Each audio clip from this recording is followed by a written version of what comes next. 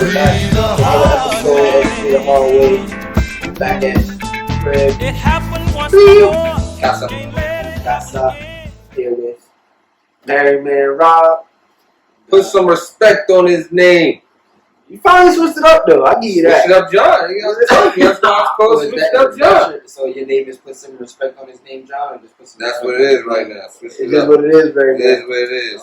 Okay. See how you feeling. And we got a good show for y'all today. We're gonna talk about a few things. John is itching to talk about these Portland Trailblazers, or not necessarily Portland Trailblazers, but Damian Lillard. We're gonna talk about that. NBA seeding is coming up, about to head into the playoffs. We're gonna give our predictions and what we see going on in the bubble, the storylines that we're paying most attention to. Also gonna give a bubble award. So Three the Hallway Bubble Award for the best player in the bubble. Are we giving just that award, or are you digging deeper, John? No, he's gonna stick with All right, we're gonna stick with that for now. All right, cool. That award. We're gonna talk about the Power 5 conferences in college football, college sports in general. A lot of things have been happening rapidly. John has all the updates on that. We're gonna discuss what that means for some of the players. Will there be football this fall? It's not looking good for a lot of places. It's not. We're gonna dig deep into that. We're also going to jump back into our segment that we used. I believe we did this on episode 1, right? Mm-hmm. Who's real, who's fake? Yep. Got a few topics in who's real, who's fake. We're going to throw those at you and discuss those. And yeah, man. So strap in. It's Three the Hallway, y'all. And we're starting with NBA seeding. So Rob has a strong affirmation for Miami right now. John is really riding with the Portland Trail Around with my boy Melo. Okay. Sleeping on the guy. And you know, I've been preaching this small ball can actually work with both Boston and Houston, but mainly Houston. The Russell Westbrook being my guy. What are we seeing, guys? What are we seeing? What's standing out to you guys in the bubble? We're 7-8 games in, a game or two away from spots being locked up. A lot of seeding is still open to debate. We don't really know who's playing who. Yeah, for the most part, in the West, except for that A spot. Well, also the 4, 5, 6. 4, 5, 6. 4, 5, 6 can be switched up, which means Denver could be playing 3 different teams and vice versa. And also in the East, even the 7. I don't know where the 7-8 is right now, but last I checked, it was a game apart with Orlando and about 3 games and Brooklyn Nets. So, and also in the middle of that conference, in the Eastern Conference, Indiana and Miami, and also Philly. Yeah, Philly. About a game away from each other. So it's not necessarily. Oh, Philly just dropped out of it. So yeah, Philly's the 6th seed, which means Miami. So the East is a little bit more locked up than the West. Right. Yeah, East is a lot more locked up. East is definitely locked up. Pretty much. But what are we seeing? Go ahead, John. John. Over the mix. What's your big story on what you've seen out the bubble so far, John? My big story is that there's a couple of teams who have slept on that are now looking to become some problems for other teams. Those 2 teams, right, for me, the Heat. We talked about the hot ball of gas, which was the Suns, and now they're looking like they're really flaming right now. 7-0 in the bubble. My man Devin Booker is like playing phenomenal basketball. What's interesting about the Suns is that there was no expectations for them. They're just like, we throw you in there out of default because, just for the purposes of giving everybody an opportunity in their fair shake. And they made the most of their opportunity. 7-0, they're 1 game. I mean, they're like 0.5 back from the 9th seed. So you go with the Suns? That would just kind of lead you up to the real team I'm talking about. Oh, okay. My boy, them Portland Trailblazers. Mr. Y'all know what time it is. Put some respect on my name. He said before he got in the bubble, he said, I'm not coming down there if I don't got a chance to make it. So you knew what time it was before he even got down there. And then when he got down there, he showed you guys what it is. The last 2 games that I've seen them play, 51 and 61, with 2 W's. And what I like about the Trailblazers is they. I've always said that they can make the playoffs in the East. I mean in the West. I said that they wasn't healthy, But now they're back healthy. You got Nurkic back. You got Whiteside. Melo slimmed down and lost some weight. Gary Trent Jr. is playing amazing basketball. They are the highest scoring team in the bubble right now. And also they are one of the best 3-point shooting teams in the bubble as well. They lost to the Clippers by 2 points with Dame missing 2 free throws. And since then, he hasn't let anybody else live it down. Remind you who it is. So I got Portland taking that HC, man. I really want to see that matchup between the Lakers and Portland. And I feel like Dame can make some noise and kind of, I low-key can see Portland having a dark horse and making it to the finals coming out the way. That's my bold prediction. Oh, Lord, I'm going to interject now. Hot take. Portland looks, yeah, I'm going to jump in. Portland looks really good. They have been healthy, like you said in previous episodes. It's like the stars have aligned for them to come health, and then Melo slimmed down, and then CJ and Dame's still there, and Dame's on the mission. But I wouldn't go as far as saying that they're going to make it to the NBA Finals. I believe I'm going to go and double down and triple down on this, like I've been tripling down, that the Miami Heat have been one of the most outstanding teams in the bubble. Granted, their record isn't the greatest. I believe at the moment of recording, they are 3-3 in the bubble, but 2-3 of those games, Jimmy Butler was out. To me, I see Miami and they won the games that they needed to win. Like, it's like they had circled different games on this calendar, and it was like, we're going to win this game. And they did it. So I'm really excited to see what they're going to do come playoff stretch. I will add that Phoenix looking damn good too, man. I mean, 7-0, Devin Booker really doing his thing. Monty Williams coaching them guys up. It's like they're getting playoff experience. So my biggest 2 stories would be Miami and Phoenix. And they're not a hot ball of gas in this bubble. The bubble is 8 games. And sometimes I feel like it's very easy to be prisoner of the moment. For John, I think it's easier for you to be prisoner of the moment when your team, like the New York Knicks, and you're going through all of the turmoil of switching teams, and KD's hurt, your favorite new players hurt, and kind of got it. And you know, your Warrior, because you were a Warrior fan last year. They're not in the bubble. He ain't talk about it at all. They 5-2 in the bubble. I don't understand. Well, first of all, what I wanted to say was, I think sometimes we can fall to being prisoners of the moment, and I'm a fan of Damian Lillard. I really am. Been a fan since he wasn't making All-Star games. I rooted for him when he hit the shot against Houston. I was rooting for him when they got dogged by New Orleans 2 years ago. However, this whole underrated, I have to prove myself, whole atmosphere that we fall into because the storyline is really lit. I hate to do it, but I kind of want to dim that light a little bit. Or I want to put the magnifying glass on what we're really seeing. What are we really seeing, Ty? Portland was what, 28-38 going into the bubble? Something like 10 games under 500. They had dealt with injury. Damian was out for a little bit. I don't know if CJ was out. Yes. I know Miles Leonard was not supposed to come back this year. Nope. Nurkic was supposed to be just coming back at playoffs. He just supposed to be making playoff field. But at that point, they weren't a playoff team. Is what I'm trying to say. Okay. So you get 4 months of no basketball. They come back with a strong team. Zach Collins. Zach Collins. That's exactly what I was talking about. Zach Collins. I have him written down too. Should have looked at my notes. But Zach Collins is back. Nurkic is back. They have all their guys. They're going. You can fairly say, even with with Simmons and Gary Trent Jr. and these other guys, that Nazir Lillard, they've actually put them in position to be decent players. They played a lot of minutes, right? This is the best team that Portland probably has to offer, right? I would think this is probably the best team Portland has to offer. I mean, they would like to have Trevor Reed. Yeah.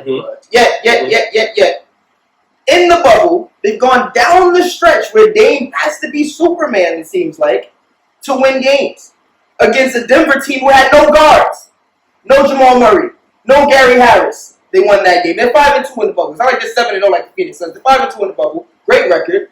When the show first started, when we said the NBA was coming back, we all agreed that 10 out of 10 times we have them beating Memphis if there is a play-in game. So we expected them to be good. That 51-point game that you talk about against 76ers, Joel Embiid got hurt in the first quarter. Ben Simmons did not play. The best two defenders did not play, and yet they won that game by 3. I watched Alec Burke almost bring them back. It was Alec Burke versus Damian Lillard. Yeah. The game last night against the Mavericks. The Mavericks gave him 158 points to the Rockets. The Mavericks haven't given him less than 110 this whole time here. The Mavericks are a terrible defensive team, and we've seen that already. So I'm not really banking on. So get what I'm saying is, yes, I expect Portland to be in this position with them having full rosters and playing against a lot of teams that aren't playing with their full players. The Clippers game that they lost, that they missed those free throws. When LeBron did it, you sat here and said, "Oh, they didn't have their best players." So why is it not the same for Dame Lillard?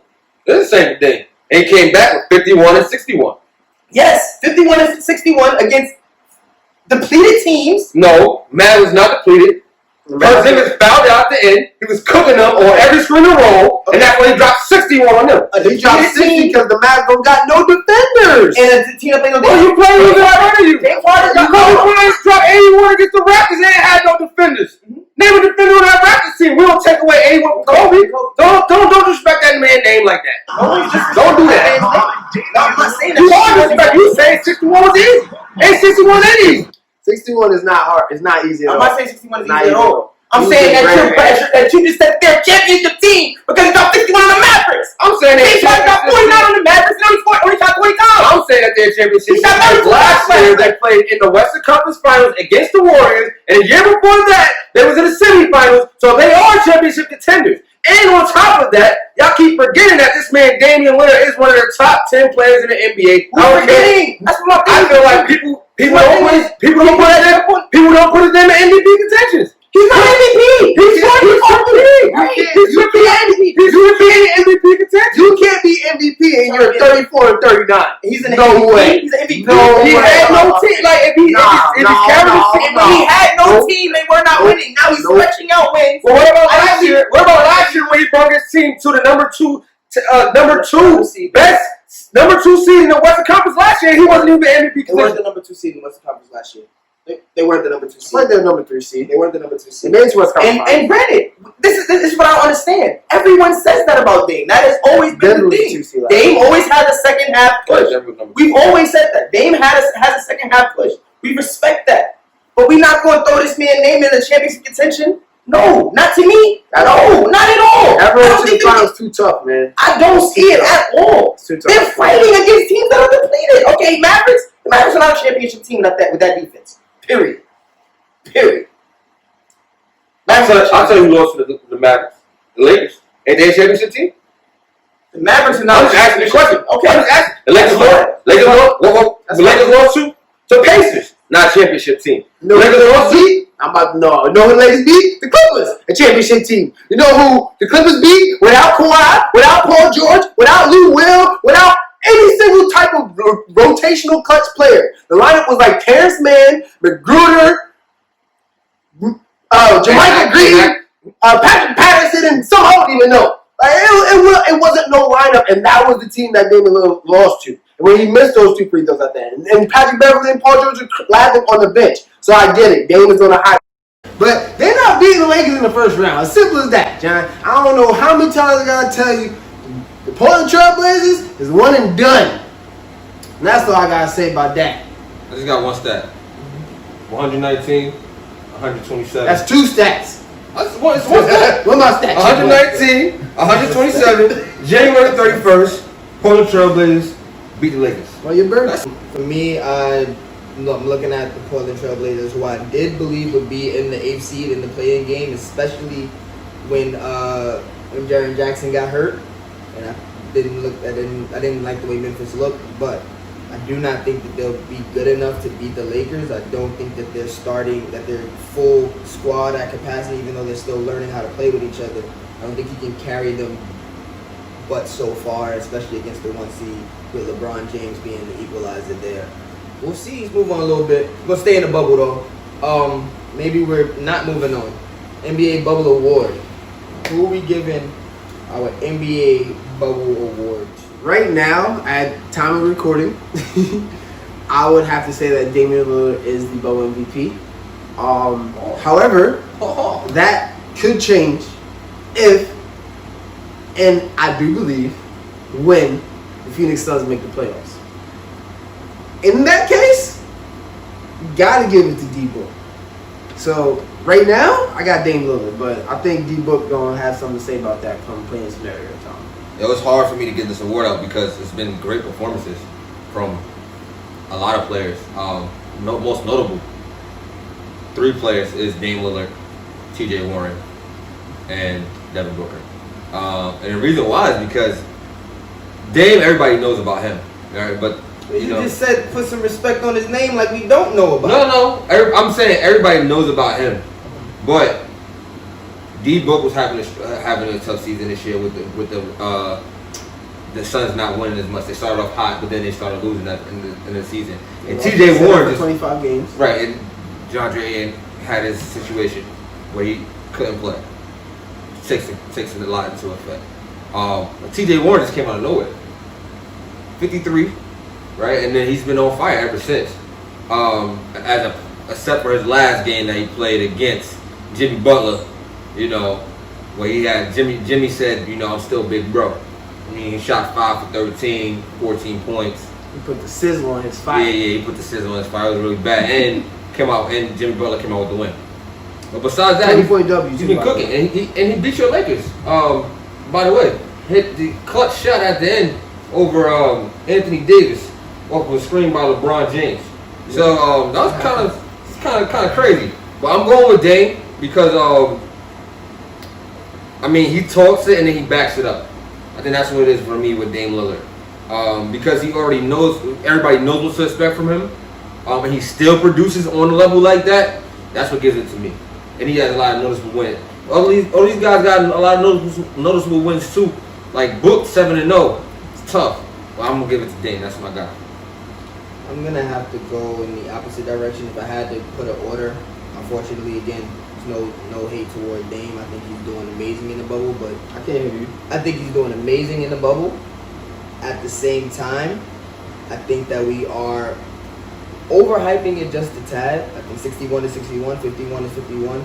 I do look at the opponents that he played against when he did that. Devin Booker, he hit a game winner against Kawhi and Paul George, probably the two best wing defenders in the league. They also beat the Mavericks. They beat the Pacers. They beat the Heat.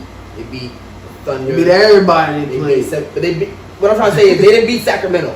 They didn't beat Orlando. They didn't beat the Nets. They didn't beat Memphis. They beat for the most part. These are all teams that are going to be in the playoffs. To be sure, they beat the Wizards to start. They did beat Washington. Sorry. They did beat Washington to start the bubble. But other than that, every single team that they played is going to be in the playoffs, and they've won to fight to get into that spot.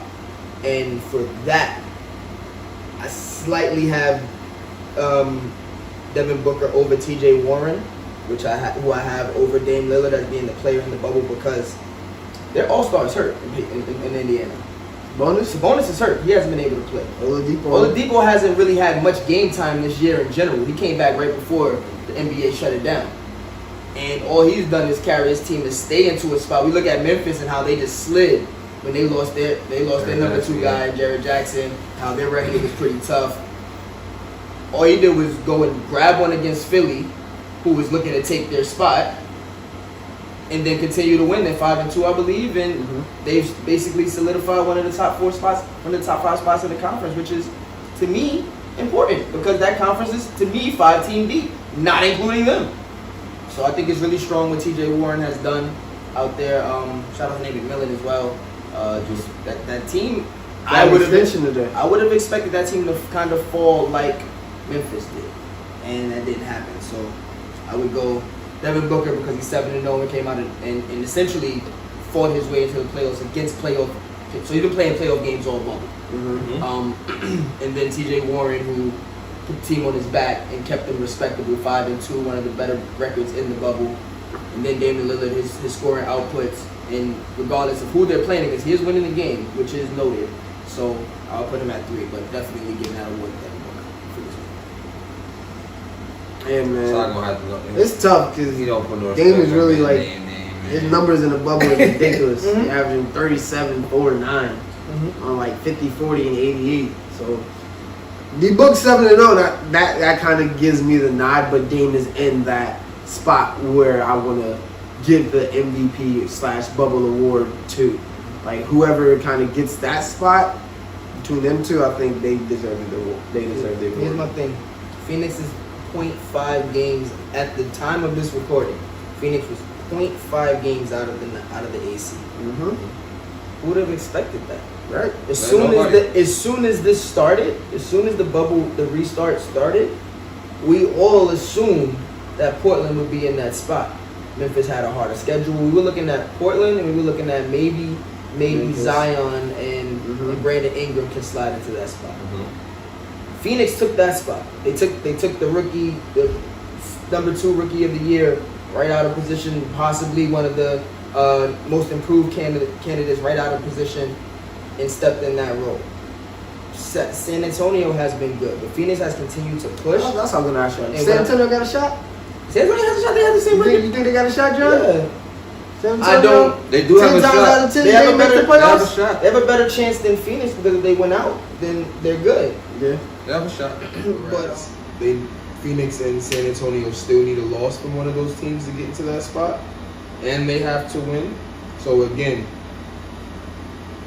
Devin Booker be playing another playoff game. He's been playing nothing but. I mean, I'm looking at every this game he needed. Like he's 7. Not only is he 7-0, they're all 7 games he needed. Like from a Giants fan, I can't believe you're not saying this. This Bro. is literally someone playing his way into the playoffs. I'm gonna say what about Portland, bro. Portland had to beat the Grizzlies. They had to beat the Rockets. They lost to the Clippers, which should have been a win that they should have won, right? But they had to beat the. Yes, they did. If Portland If they doesn't had to win- beat the Clippers, then they wouldn't be in the spot that they're in right now. They're in the play-in game.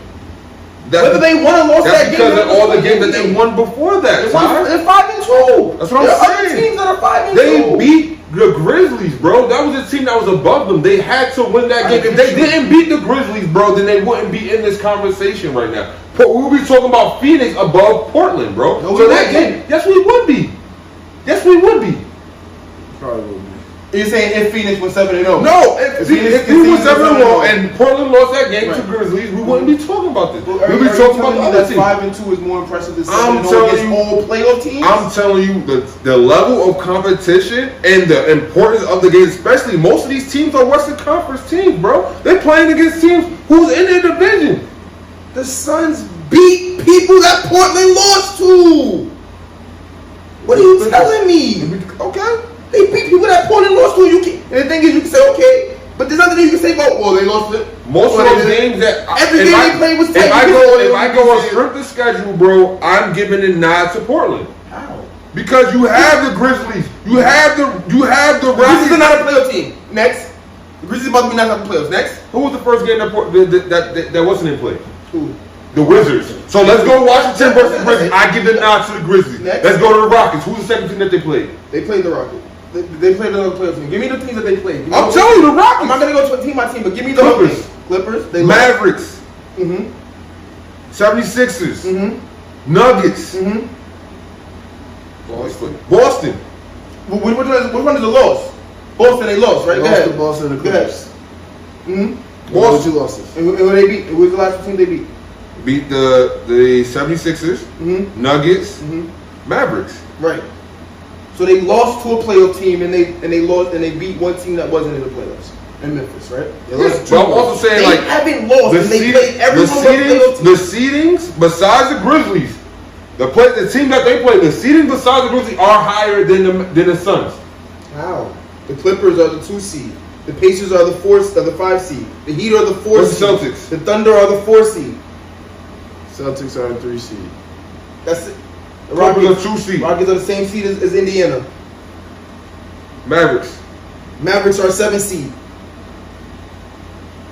Philly is a 6 seed.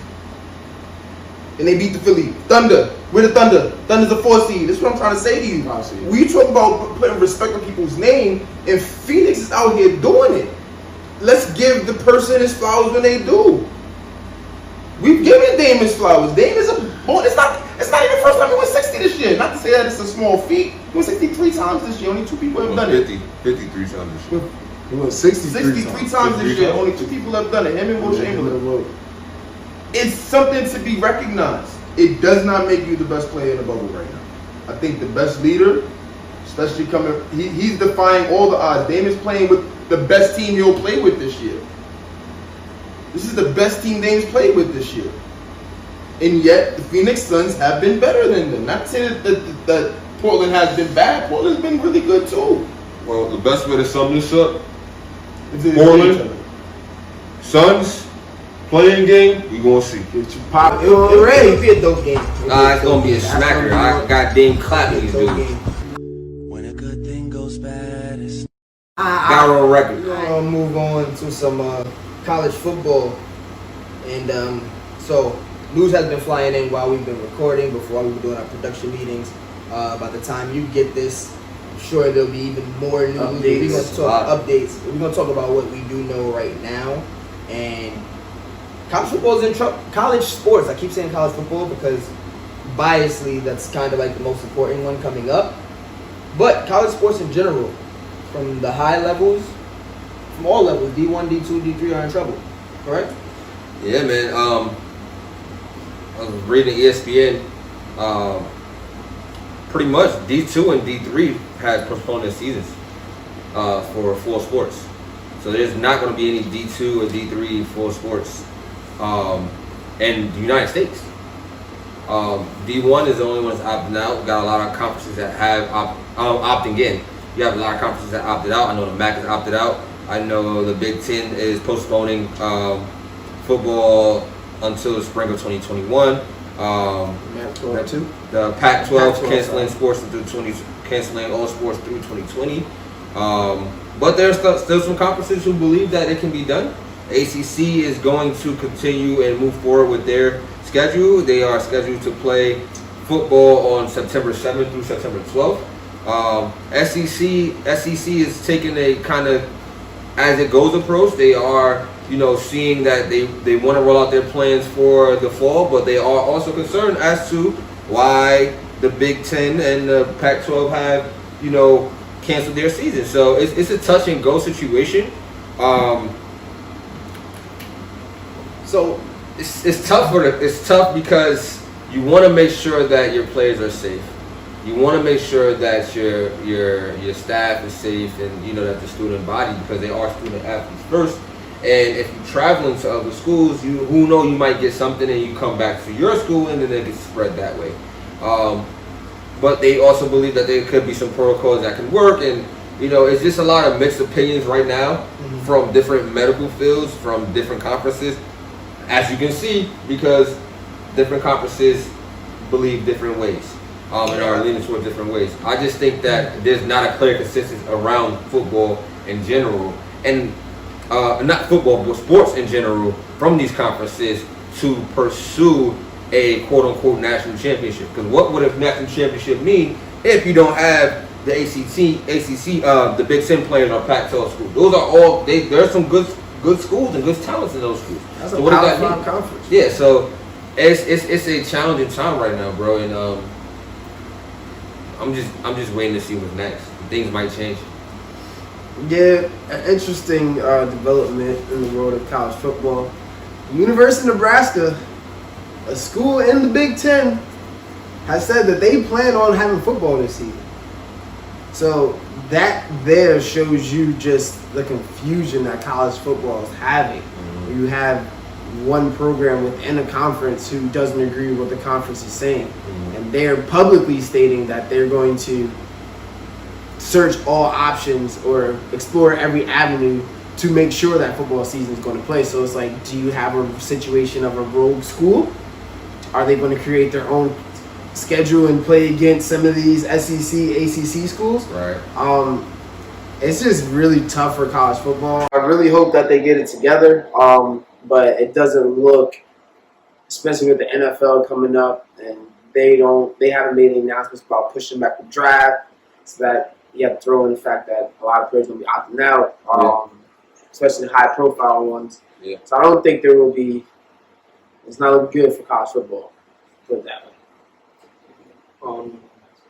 Yeah, I think the biggest eyebrow raiser for me is that no one's really on the same page. And to be completely honest, I'm not expecting everyone to be on the same page. When you look at the higher ups from different organizations, whether that be the ACC, the AFC Conference, the SEC, chairman of the Big Ten, they're all saying different things. Some of them are saying it's better to be smart. My job is to be to make it most safe and take care of our staff and our students and our facilities. Others are saying I've learned that the best practice is to be patient. I think that's what they've been doing, which is why they were hoping and wishing and praying that. And this was coming from the SEC's commissioner. And we got to be honest here. We talk about the money behind college football. The SEC has won 11 of the last 14 college football championships. Right. So they're getting the money. And college. So when you talk about college football specifically, I mean, I'm pretty sure if you throw in some of those basketball teams from Tennessee and other schools, Kentucky, Florida. I was thinking women's basketball when I said that, but men's basketball as well. Like that's where the money is at.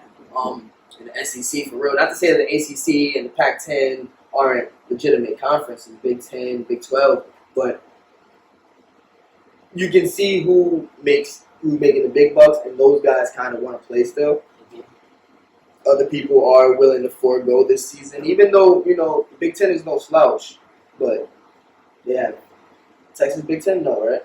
Big 10 is state up top. So yeah, they have one of those last 14 finals. They have one of those last 14 college championships. Not to say they're not making money. Michigan has the biggest stadium there is, but that's the biggest eyebrow raiser for me, that no one's really on the same page. Something that took me aback a little bit was hearing, and I wish we had Jared on today. I think we're going to have him next week. Something that took me back a little bit was hearing from some of the college students talking about having to go home and not feeling safe, and the reason why I'm in college is to experience college and live my dream, and also get away from some of the things that my neighborhood has to bring to me. Yeah. And it bothered me because I have a family that's going back to school in a couple of weeks, so I know that some college campuses are still open for academics. Are these not still college students? Whether the academics part of it or the money that you make off their backs isn't part of it, are they not still students in your school? Right. Are they not still important members of your community? So are we taking care of them? And this is something, you've talked about the college football and college sports in general having to take some real stances and having to really take accountability for what they do. And that's what's been happening lately.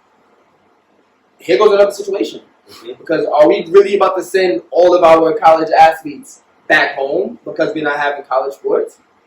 Can we not house them still, or we can't afford? Do we not have money saved over in a scenario in which they can't play?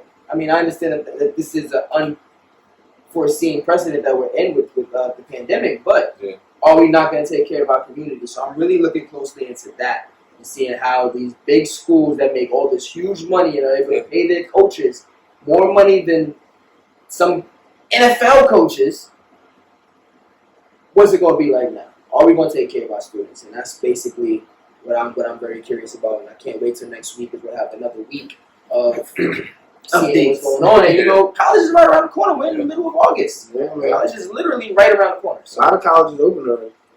college football would be happening next week, I believe, if we were in a pandemic. So watching this closely. Absolutely. All right, y'all, we're going to jump into our last topic. Kind of like our last topic, but it has multiple topics in it. Our segment of who's real, He's phony. who's fake. She's fake. That's the type of people I hate. Anyway, we're gonna talk about 5 different topics, and we're gonna say if it's legit, if it's real, or this is just some smoke, hot boiling gas, as John likes to call it on some of the previous shows. And we're gonna start with the Lakers and Kyle Kuzma. Kyle Kuzma hit a really big shot against the Denver Nuggets to win the game. Really good shot, really big shot. That was 25 for him in that game. I think he had 21 in the game. 11 in the game before, 21 in the game before that. So Kyle Kuzma almost has to emerge, or does he have to emerge? I guess it's a 2-part question for me. Does he have to emerge as the Lakers' 3rd primary scorer, or is he real in that position? No. Let's let the Laker fans start on this. Thank you. So, I'm in a gambling mood. Playoffs, and I'm quadrupling down on Kyle Kuzma's stock. I feel like that shot gave him the confidence that he needs to play at this high third level scoring option for us. We don't need him to give us 20 every night, but hit some clutch shots. Stay aggressive. Try on defense, and from what I'm seeing from him, I'm liking it. He's feeling swaggy. It's like he's not afraid to make a mistake because he's playing with LeBron. What I'm seeing from him is a confident player who believes in himself and is ready to make his name in this playoffs, man. So I'm quadrupling down on Kyle Kuzma's stock, and yes, he will be that third option for us. If you need me to say something, bro, it's funny, and I gave it to Portland about how they have their top 5 players, and yet Damian's dropping 50 and 61, but there are some really tight games. Kyle Kuzma hit that big shot. Sometimes when you play 2K, you play like season mode, and you lose a game, but your man's went off. He didn't even have to really go off. He's at like 16 points and 7 rebounds and 4 assists, and he filled the stat sheet up a little bit. Mm-hmm. And commentators are talking as if you ain't just get your ass busted in that game where he scored those 17, 21, and I gotta say it, man. Lakers are scaring me right now. I'm gonna be 100% honest with you. The Lakers are scaring me in this bubble. Because they don't got nobody else coming. This is who it is. They went and grabbed Lillard. They went and grabbed J.R. Smith. They have the names on paper. But when I look at these other teams, especially in the bubble, people are scoring. And the Lakers don't have a guy that they can say, well, Kuzma would have to be that guy that you can say, not that he needs to give it every night, but there may be a night where we need him to go for 30. Absolutely. I agree. I don't trust it. Listen, the playoffs is where you make your name, and I feel like it's Kyle Kuzma game. It's LeBron James. He's gonna show up. I've seen LeBron James teams, and he definitely needs a number 2 scorer. He has that in AD. In fact, AD right now is the number 1 scorer. Yeah, I don't think that's fair to say. They ain't playing the playoffs together yet, bro. LeBron is a different person in the playoffs. Take this from a D-Wade fan. LeBron is a different animal. Watching LeBron in the last 8 finals previously before last year. LeBron don't really work everybody into the game like he do come playoff time, like he do in the regular season. So does that mean that Kyle Kuzma, J.R. Smith, Dion Waiters, are they about to turn into catch and shoot people that get to create for themselves maybe once a half, maybe twice a half? Because I don't think that's healthy for them. I don't. Those guys have to be able to have the green light, and I've seen times with LeBron where a team will go on a 7-0 run or a 7-2 run or 11-2 run because the other guys are trying to get open. Maybe JR misses an open shot. Maybe JR turns the ball over going a little bit erratic to the hole. And it's like, those guys won't see the ball unless it's catch and shoot out this corner for the rest of the game. If he does that to Kyle Kuzma, if he does that to AD, it's scary. I'm not talking first round scary. Don't get it twisted. I'm talking championship scary. I don't think that he's doing that to AD. I think that he will do that to Kuzma, and I think that he will do that to everybody else. And that's why the Lakers' offense is so stagnant because they also need another ball handler, which was Rondo, who's hurt right now. So you got Dion Waiters. I think he's another shot creator, but is he an efficient shot creator? No. Dion Waiters will take some crazy, ridiculous. And LeBron ain't gonna let you get 7 or 8 of them like the Clippers will with Jamal Crawford. Yeah, I agree, and that's why for me, you asked me Lou Will. We asked me if it's real or who's fake. I'm gonna say it's fake. And I only say that because Kyle Kuzma is a volume scorer. He needs to be able to put the ball on the ground. He needs to be able to shoot at a high clip and get into his groove. Right? When he averaged 18 points a game, he was taking 15 shots. Taking 15 shots per night. That is down to 11. You're only catching and shooting 11 times in a game. I'm saying, if you check 11 shots, you're only dropping like 3, 4. His field goal percentage went down too.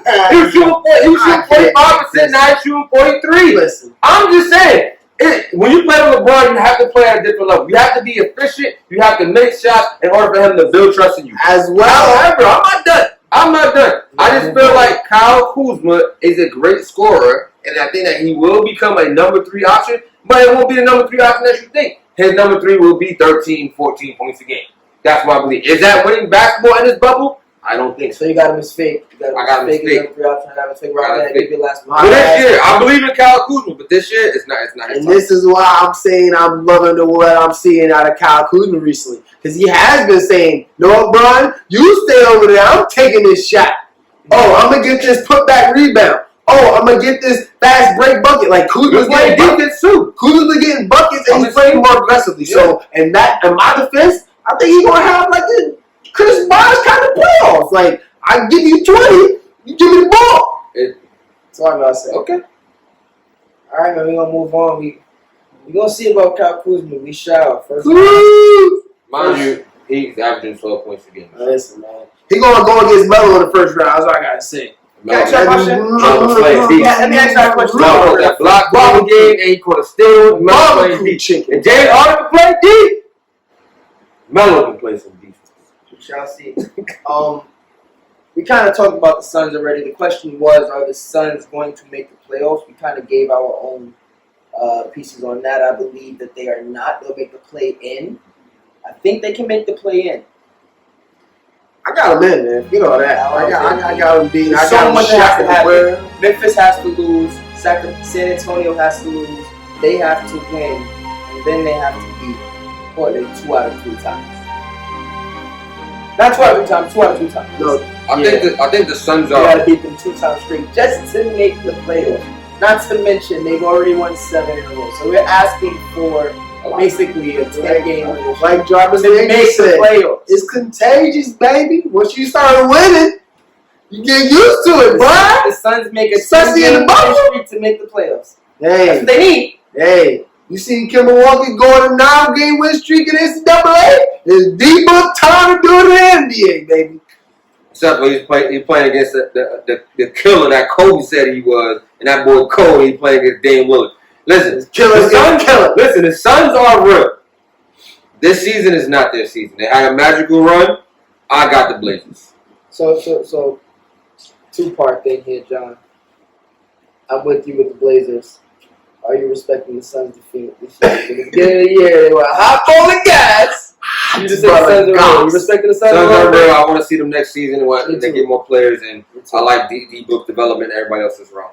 I also have to say I've been talking about the Suns not being a good team and D-Book needing to get up out of there. I still believe so. One He thing still I need to get will up out of say is that, like I told y'all before, when you're playing for a losing team, ain't no real reason to play no defense. Suns are like, they're playing legit defense. I think Mikal Bridges is a legit defender. Cam Johnson is lit. DeAndre Ayton is a legit defender. And Devin Booker is stepping it up for a reason. This is why Devin Booker needs to play for a winner. I want to see the real Devin Booker. He's been in the league. Even though he's only 23 years old, I feel like he's been in the league forever. He's been in the league, what, 4 or 5 years now? Boy, I want to see a winning Devin Booker. I want to see the full ambiance of what Devin Booker has to bring to the table. I will say there is somebody that we forget to mention when we talk about the Suns, and that's Monty Williams. And he's been doing And his a coaching, great yep, job absolutely. and coaching the boys up and making sure that they are playing to the level that they're supposed to be and being locked in. You got to give that man credit. Shout out to Monty Williams. Shout out to Monty. That's the coach of the year in the bubble. Mm-hmm. Coach of the bubble. Coach of the bubble. Is this a legit championship? Real or fake? Being a bubble, you know, LeBron saying, you know, it is different. I haven't played in front of a crowdless. Mm-hmm.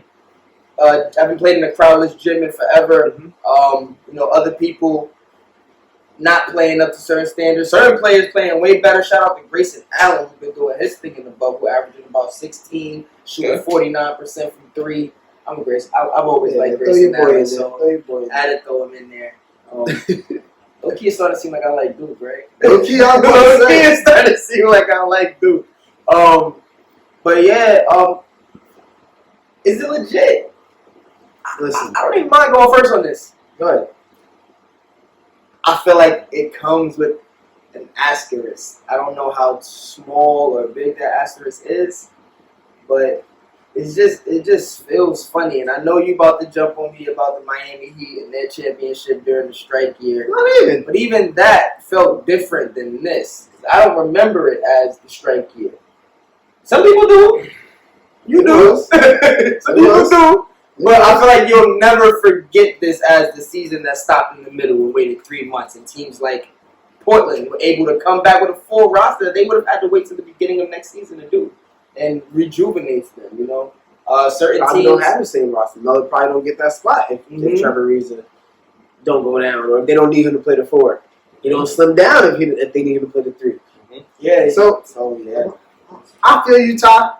But I'm gonna go out on a limb. I feel like this is just gambling rob again. I feel like this is probably the most level fielded championship run. That's not fair. in NBA history. Philly is like 29-3. You can stat check me on that, please. I don't think they lost 3 games at home this year. They just took what made Phoenix, but that's what you play for. What do I care from the 1 seed or the 2 seed or the 4 seed or the 5 seed? Play to win the game. You play to win the game, but the home court means It something. does mean something, but it shouldn't mean that much. No, If you a real baller, bro, we talk about a if you series. if you on CJ Warren, We talk about a if you a LeBron James who is playing like poop in the bubble, I'm saying it right now, and I think that not having the fans, like John was saying, is affecting him, and it hurts him, and I want to see more out of you, Bron.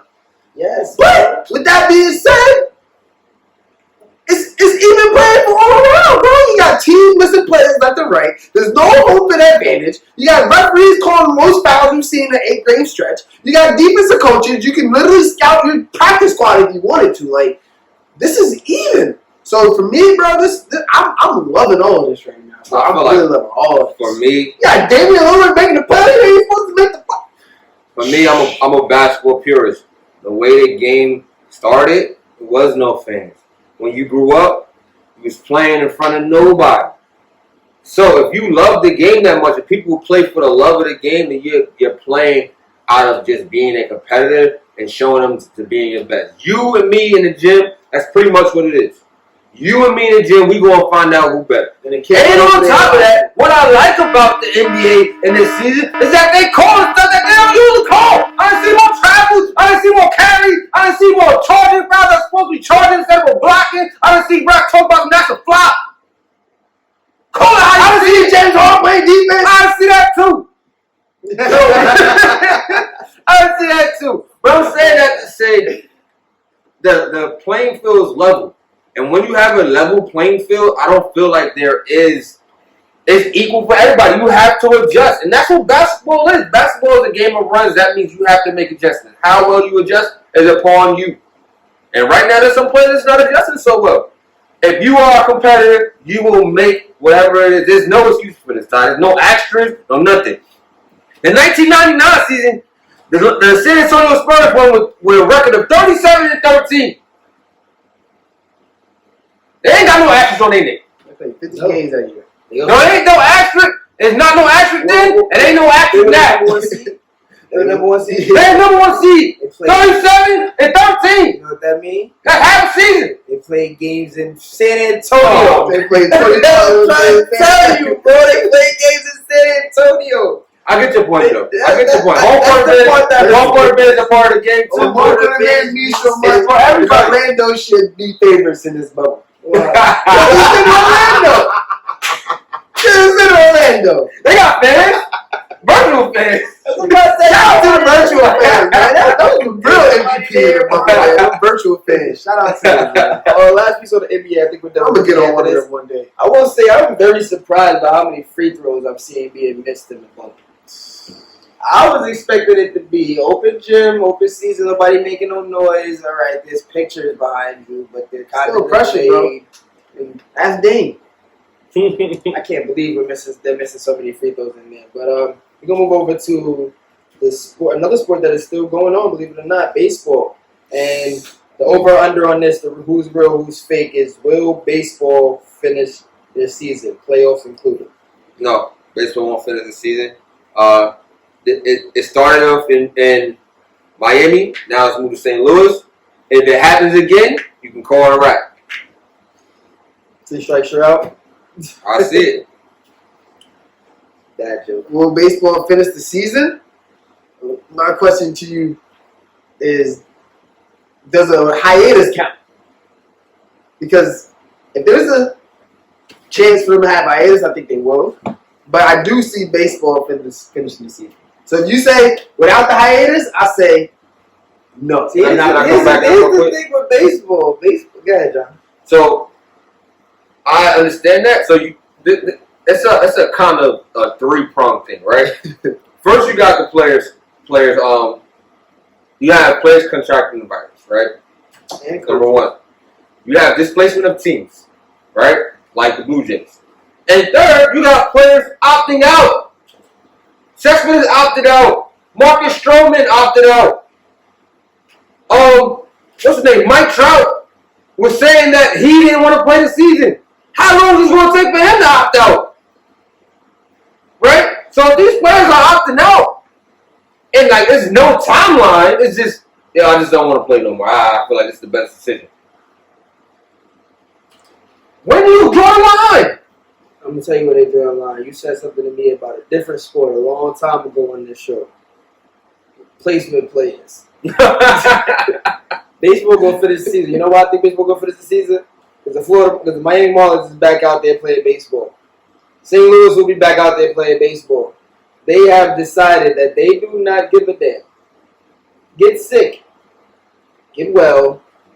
Come back. Now, wait. I don't even want to say it. Now let's say you get sick and you don't recover. Right, that's what I'm saying. I don't even want to say Because right that. now, and that's why I think that this is just going back to the Big 12 and Big 10. Because we all know that if something happens, right, we don't want to wait till something happens. We want to make sure that we prevent it. We do all these do our due that we're okay with waiting until something happens. Right. We're doing our best jobs to make sure that. Right. And you know what comes with that? Lawsuits. Mm-hmm. I would hate for someone to become seriously ill, or even worse. That was God forbid. God forbid. My thought. The way baseball continues going, like someone's gonna bite the bullet, and then we'll be somber and have this thing in America where we think sorry kind of makes it okay. And although I don't think it is okay, at least not the way that they're going about it, I do think baseball is going to finish out their season. Let's move on to the other sport. NFL, did they start on time with fans like they promised? Jerry Jones, outball gas. The NFL is not going to start. Jerry Jones said that there's going to be fans in the stands. I don't believe it.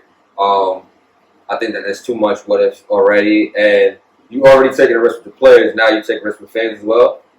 It's not. I don't think that's the best. And how do you even contain that? How do you even do that? I don't understand that. If these ain't the most arrogant sons of guns, bro. With fans, are they not watching what's happening? Basketball is happening. It's been successful in a bubble with 2/3 of the league and only the players and coaching. Which 2/3 of basketball, a basketball team is probably less than 1/3 of a full football organization. Basketball organization is probably less than 1/3 of the football organization. Now they've taken away 1/3 of their league, and they're about for only 8 games where they're going to cut their league in half, and that's been the most successful one. Baseball has been bad. Soccer's about to start up. We'll see, but look how long they've taken. Hockey's been doing well with the bubble. Hockey has a bubble, though, right? Mm-hmm. Hockey has a bubble, yeah. 2 bubbles work with no fans. Baseball with no fans has not been doing well. College football has already said it's not looking good for half of our schools. Way more schools in college football than there are teams in the NFL. What are they not getting? If they're really going to be this narrow-minded, they're going to look like baseball. But these players aren't as protected in football the way the baseball players are protected. They don't get as much guaranteed money. They're not going to do it. Football players have already been opting out all season. They're not going to do it. I think their players association is a lot stronger, more what's the word? United. Yep, that's the word. More united, more progressive too. They're not going to do it. And it's already beef with the NFL and their players, with the Colin Kaepernick situation. Mhm. There's already, rifts being drawn with, other leagues and the Redskins and all these things happening right now. If they're smart, they definitely start changing the way that they're approaching this, or at least verbally changing the way that they're approaching this, because they're going to make a lot of promises down and they'll be able to keep it. I think that as they get closer and closer to the day, you'll see people start walking back their statements once they see what it really looks like. I think that ideally when you plan things out, you see, okay, this is going to work. And then when you see, like, for example, college football make these drastic changes, and when I say drastic, I mean like they're willing not to play football for the entire fall. That's something that's never ever been thought of before. It's incomprehensible. Like this is a different time. So when it comes to the NFL, I think that they feel like money can solve a lot of problems, which is true. However, you have to be smart about it and be realistic. And fans in the stands, it's not realistic. So, fake. Fake. News. Fake. I got a now on that one too. I don't think they're gonna have fans in the stands. Football just believes that they're the king. That's what I'm saying when I say arrogance and narrow-minded. Like, bravado, this kind of. But we'll see.